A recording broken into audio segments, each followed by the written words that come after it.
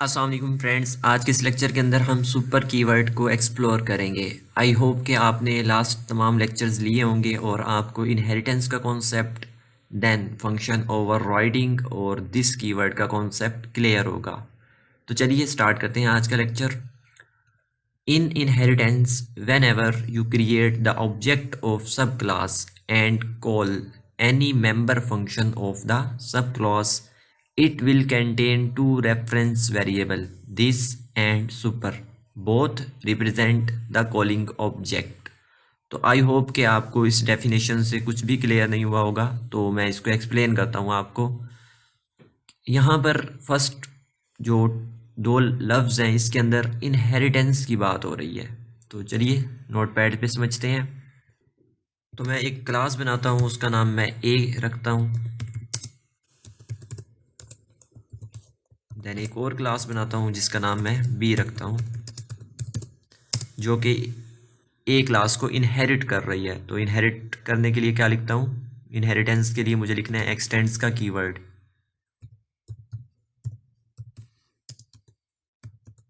तो इससे मेरी बी क्लास जो है वो चाइल्ड क्लास बन गई है ए क्लास की। ए क्लास को हम सुपर क्लास भी बोलते हैं,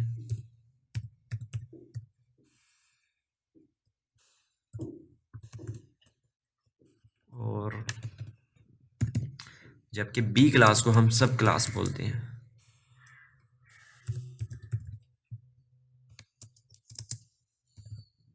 ठीक है। देन अब मैं एक थर्ड क्लास बनाता हूँ जिसके अंदर मैं अपना मेन का फंक्शन लिखूंगा। इस क्लास को मैं सी कह देता हूँ और मैं अपने मेन की डेफिनेशन लिख लेता हूँ, पब्लिक देन स्टैटिक वॉइड और मेन।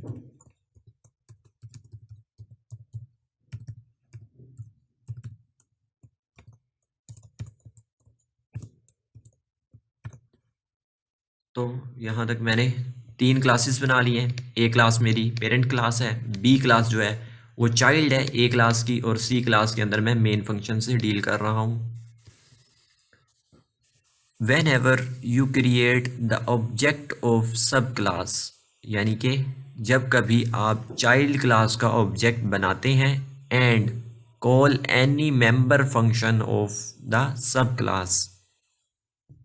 तो फर्स्ट ऑफ ऑल तो मैं अपनी सब क्लास का एक ऑब्जेक्ट क्रिएट कर लेता हूँ। मेरी सब क्लास है बी क्लास, में लिखता हूँ बी, अपने ऑब्जेक्ट का नाम, देन न्यू कीवर्ड की मदद से मैं एक बी क्लास का ऑब्जेक्ट क्रिएट कर लेता हूँ।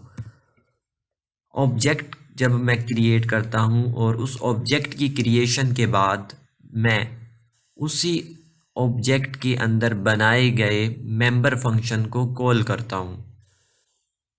अब यहाँ पर ये बात क्यों की गई है कि आप उसी ऑब्जेक्ट के अंदर बनाए गए मेंबर फंक्शन को कॉल करें? जैसा कि मैं यहाँ पर एक फंक्शन बनाता हूँ पब्लिक वॉइड और फन फंक्शन के नाम से, इसकी कोई ना कोई डेफिनेशन होगी। तो ये जो मेरा फंक्शन है ना, ये कहलाएगा member function of B class. और अगर यहाँ पर मेरा ए क्लास में भी एक फंक्शन है पब्लिक वॉइड fun2 के नाम से, मेरा एक ए क्लास के अंदर भी फंक्शन है, तो बेसिकली बी क्लास को तो दो फंक्शन मिलेंगे ना। एक तो उसको अपनी पेरेंट से मिलेगा जो कि fun2 फंक्शन होगा, और एक जो फंक्शन होगा वो उसका अपना फंक्शन होगा जो कि फन फंक्शन है। तो यहाँ पर हमने कॉल कौन से वाला करना है? हमने ऑब्जेक्ट की क्रिएशन के बाद उस फंक्शन को कॉल करना है जो कि बी क्लास का मेंबर फंक्शन है, ना कि वो फंक्शन जो उसको अपने पेरेंट से मिला है। ठीक है।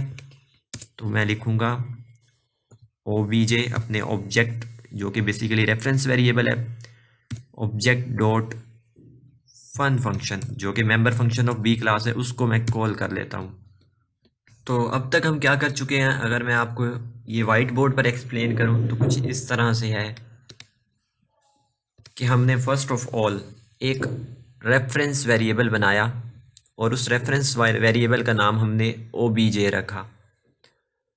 ये रेफरेंस वेरिएबल किस टाइप का है? तो ये बी क्लास टाइप का है। इस रेफरेंस वेरिएबल के थ्रू हमने एक ऑब्जेक्ट क्रिएट किया जो कि बी क्लास का ऑब्जेक्ट है,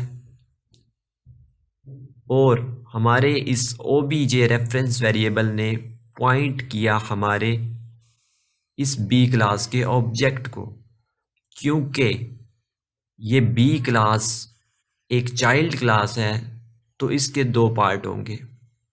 यहाँ पर ऊपर वाले इसके पार्ट के अंदर वो तमाम मेंबर फंक्शंस और मेंबर वेरिएबल्स होंगे जो बी क्लास को अपने पेरेंट क्लास से मिलेंगे, यानी कि ए क्लास से इनहेरिट होकर आएंगे। मैं यहाँ पर लिख देता हूँ कि इस पोर्शन में जो ऊपर वाला पोर्शन है इसके अंदर वो तमाम मेंबर फंक्शंस और वेरिएबल्स होंगे जो कि ए क्लास के थ्रू, जो कि बी क्लास की पेरेंट क्लास है, उसके अंदर से इनहेरिट होकर बी क्लास को मिलेंगे।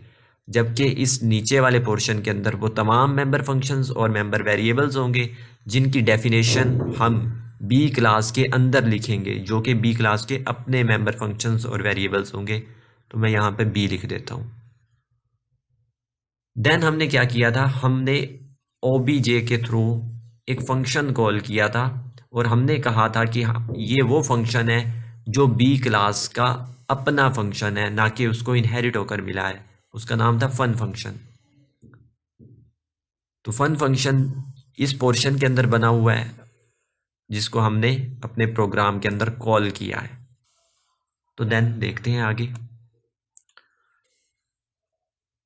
ये देखें यहाँ तक function of the sub class it will contain, यानी कि आपने कॉल किया है call any member function of the sub class, किसी भी सब क्लास के फंक्शन को कॉल जब आप करते हैं, it will contain two reference variable this and super both represent the calling object. अब इस वाले पोर्शन को हम समझ लेते हैं कि ये क्या कह रहे हैं कि इट विल कंटेन यहाँ से यहाँ तक। जब आपने यहाँ तक ये काम कर लिया तो फर्स्ट ऑफ ऑल अगर आप रिकॉल करें, जब हमने दिस कीवर्ड को डिस्कस किया था तो हमने कहा था कि जब भी हम किसी क्लास का ऑब्जेक्ट क्रिएट करते हैं देन उसके मेंबर फंक्शन को एक्सेस करते हैं तो उस मेंबर फंक्शन के अंदर ऑलरेडी एक रेफरेंस वेरिएबल होता है और उसका नाम क्या था, दिस। अगर हमें यूज़ करना हो तो हम लिख कर यूज़ कर लेते हैं। तो इसी से मिलती जुलती बात वो इस पोर्शन के अंदर कर रहा है। उसने कहा है कि जब आप किसी भी सब क्लास का, किसी भी चाइल्ड क्लास का कोई भी मेंबर फंक्शन कॉल करेंगे तो उस मेंबर फंक्शन के अंदर क्या होगा, दो रेफरेंस वेरिएबल होंगे, एक दिस और एक सुपर, और बोथ जो होंगे वो रिप्रेजेंट करेंगे कॉलिंग ऑब्जेक्ट को। तो मैं इसको ड्रॉ करके समझाता हूँ कि जब आपने एक फन फंक्शन को कॉल किया, फन फंक्शन के अंदर दो रेफरेंस वेरिएबल्स होंगे, ठीक है। ये एक रेफरेंस वेरिएबल है और ये दूसरा रेफरेंस वेरिएबल है। फंक्शन के अंदर जो रेफरेंस वेरिएबल होते हैं वो भी एज अ लोकल वेरिएबल ही होते हैं। फंक्शन की लाइफ जैसे ही ख़त्म होगी तो ये लोकल वेरिएबल डिस्ट्रॉय हो जाएंगे। हमारे इस लोकल वेरिएबल जो कि रेफरेंस वेरिएबल है इसका नाम है दिस, और ये जो सेकंड है इसका नाम है सुपर। सॉरी, अब इसके अंदर कॉमन बात क्या थी इन दोनों के अंदर, both represent the calling object. ये जो दोनों हैं दिस और सुपर के जो हमारे पास रेफरेंस वेरिएबल हैं ये किसको रिप्रेजेंट कर रहे होंगे, ये कॉलिंग ऑब्जेक्ट को रिप्रेजेंट करेंगे। कॉलिंग ऑब्जेक्ट कौन सा है, बी। तो ये कुछ इस तरह से दोनों दिस रेफरेंस वेरिएबल और सुपर रेफरेंस वेरिएबल रिप्रेजेंट करेंगे कॉलिंग ऑब्जेक्ट को जो कि बी है। तो फिर इन दोनों में डिफरेंस कहाँ पर है, आइए वो देखते हैं। डिफरेंस के अंदर ये बात है कि दिस विल बी सब class type and super will be super class type. तो इसको समझते हैं अब। अगर तो आपको ऑब्जेक्ट ओरिएंटेड प्रोग्रामिंग यानी कि ऊप के कॉन्सेप्ट्स याद हैं तो आपको ये बात भी याद होगी कि हमने ये पढ़ा था कि इनहेरिटेंस के केस के अंदर आप ऐसा भी कर सकते हैं कि आप जो ऑब्जेक्ट, जो रेफरेंस वेरिएबल बना रहे हैं वो पेरेंट क्लास टाइप का बनाएं, इस तरह करके। जिस तरह अब मेरा जो ये रेफरेंस वेरिएबल है इसकी टाइप क्या है, ए टाइप का है, पेरेंट क्लास टाइप का है, लेकिन वो बी क्लास के एड्रेस को जो कि एक चाइल्ड क्लास है उसको होल्ड कर लेगा कुछ इस तरह से। लेकिन यहाँ पर जो एक डिफरेंस होगा वो ये होगा कि ओबीजे के थ्रू आप सिर्फ उन्हीं फंक्शंस और मेंबर वेरिएबल्स को एक्सेस कर सकते हैं जो कि ए क्लास के अंदर बनाए गए हैं। ऑब्जेक्ट तो इस तरह बन जाएगा, लेकिन आप सिर्फ उन्हीं फंक्शंस को एक्सेस करेंगे ओबीजे के साथ। जैसे यहाँ पर मैंने ओबीजे डॉट फन लिखा हुआ है, तो अब ये स्टेटमेंट गलत हो जाएगी। अब आप ओबीजे डॉट फन टू तो लिख सकते हैं, लेकिन फन नहीं लिख सकते, क्योंकि फन का जो फंक्शन है वो आपकी चाइल्ड क्लास के अंदर है। तो इसी से अब हम समझते हैं अपने सुपर के कीवर्ड को। अब क्योंकि हम देख चुके हैं कि हमारे चाइल्ड क्लास के फंक्शन के अंदर बाय डिफ़ॉल्ट दो रेफरेंस वेरिएबल क्रिएट होंगे, एक दिस रेफरेंस वेरिएबल होगा और दूसरा सुपर रेफरेंस वेरिएबल होगा। तो अब हम इन्हीं को अपने प्रोग्राम में बना लेते हैं जाके।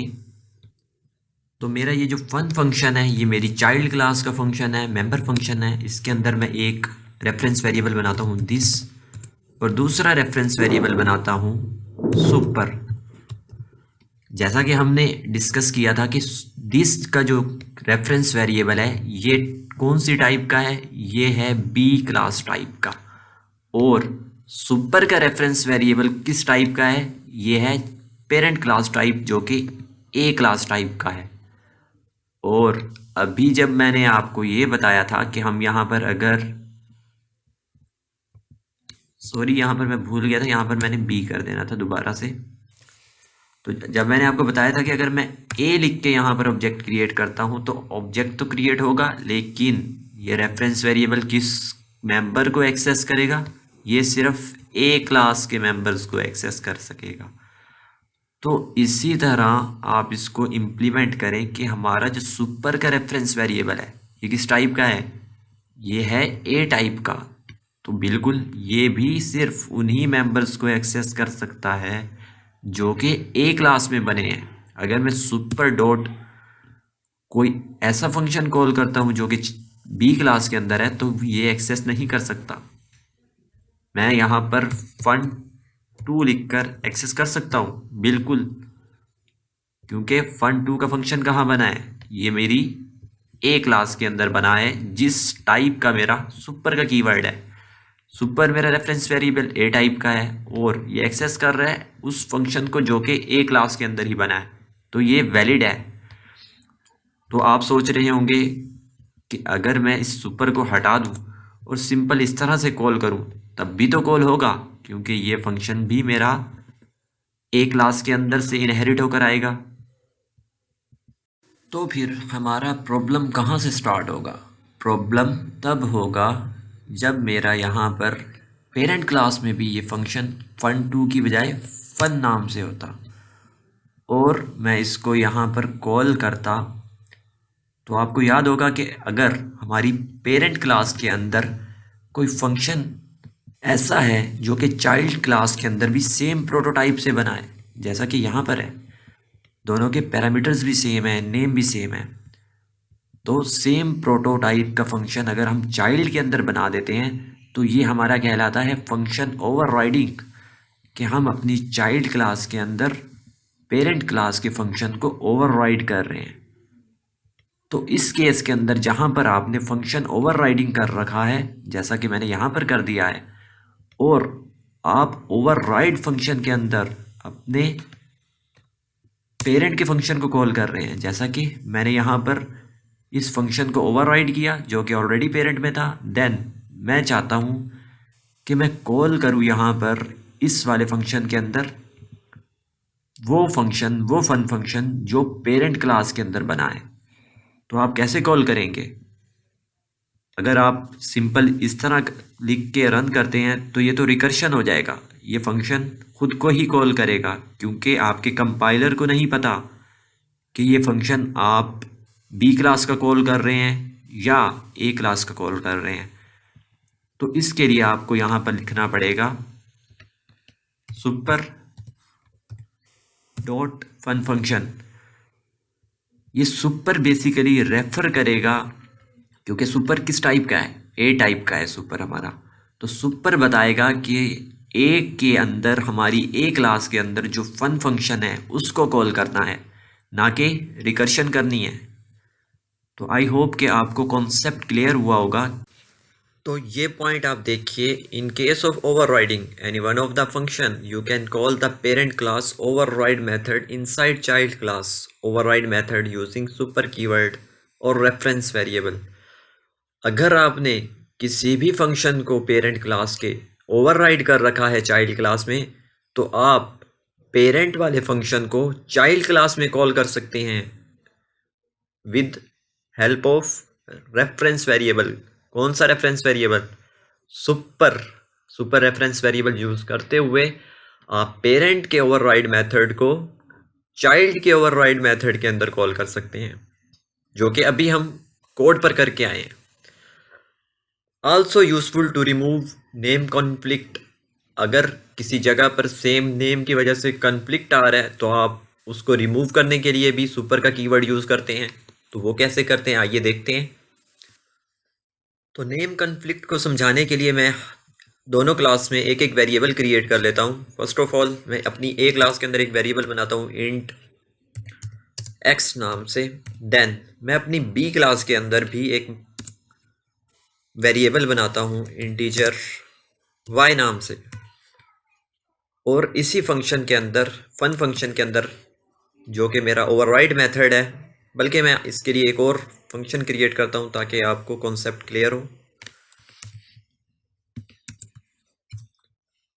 इसको मैं fun3 फंक्शन बोल देता हूं। और इस फंक्शन के अंदर मैं क्या करता हूं, मैं करता हूं मेरा जो y है, जो कि b क्लास का मेंबर फंक्शन है, वेरिएबल है, उसको असाइन करवा देता हूं x, जो कि मेरा मेंबर वेरिएबल है पेरेंट क्लास का, a क्लास का। तो मैंने इस तरह करके इसको इनिशियलाइज करवा दिया है, तो यहाँ पर कोई एरर नहीं आएगा।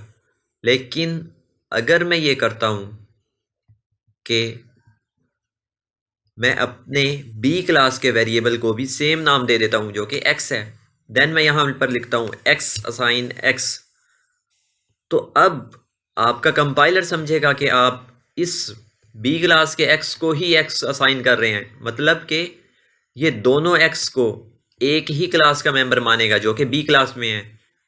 लेकिन आप क्या करवाना चाहते हैं, आप चाहते हैं कि जो आपका a क्लास का वेरिएबल है x, वो असाइन हो जाए आपके b क्लास के वेरिएबल को जो कि x ही है। तो आपको बताना पड़ेगा यहाँ पर सुपर डॉट x। अगर आप ये स्टेटमेंट लिखते हैं तो आपका जो नेम कॉन्फ्लिक्ट है वो दूर हो जाएगा। अब आपका कंपाइलर क्या समझेगा, वो समझेगा कि आप x वेरिएबल जो कि b क्लास का x है उसको इनिशियलाइज करवा रहे हैं a क्लास के x वेरिएबल से। तो आई होप कि आपको कॉन्सेप्ट क्लियर हुआ होगा। इनके और भी काफ़ी सारे यूजेस हैं, आप खुद से इनके डिफरेंट यूजेस को एक्सप्लोर कीजिएगा। और आपको अगर कहीं पर भी कंफ्यूजन हो तो आप कमेंट सेक्शन में कमेंट करके अपना क्वेश्चन पूछ सकते हैं।